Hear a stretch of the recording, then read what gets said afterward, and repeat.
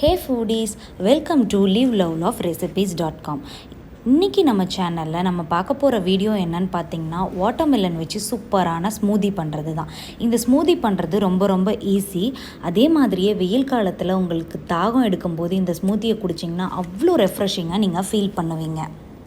Watermelons பேசிக்கலாக ஒரு seasonal fruit. இதை சம்மர் சீசனில் நீங்கள் எங்கே பார்த்தாலும் பார்க்கலாம்.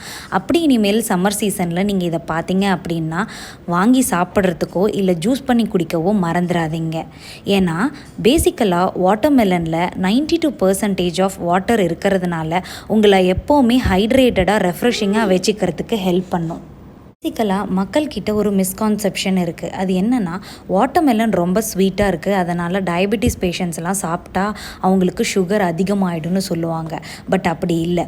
வாட்டர்மெலன் பேசிக்கலாக ஃப்ரக்டோஸ் தான் அதிகமாக இருக்குது. அதனால் கிளைசமிக் இண்டெக்ஸில் ஒரு பெரிய மாற்றம் ஏற்படாது. இந்த கிளைசமிக் இண்டெக்ஸ் அப்படின்றது என்னன்னு பார்த்தீங்கன்னா, நம்ம ஒரு பொருளை சாப்பிட்றதுனால நம்மள பிளட்டில் இருக்கிற சுகர் லெவல் அதிகமாகிறது கம்மியாகிறத தான் நம்ம கிளைசமிக் இண்டெக்ஸ்ன்னு சொல்கிறோம்.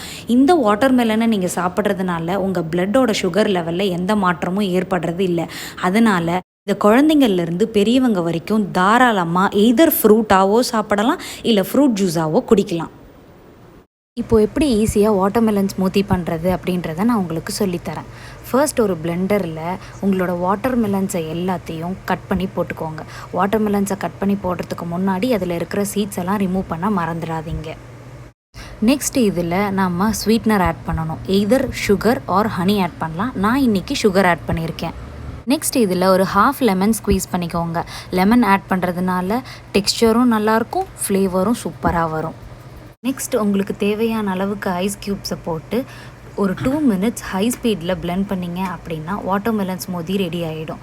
உங்ககிட்ட பிளெண்டர் இல்லை அப்படின்ற பட்சத்தில் மிக்சியில் பேட்ச் பை பேட்சாக இதை போட்டு பிளெண்ட் பண்ணிங்க அப்படின்னாலும் ரொம்ப ரொம்ப டேஸ்ட்டாகவே இருக்கும். நீங்களும் இதை ட்ரை பண்ணி பாருங்கள்.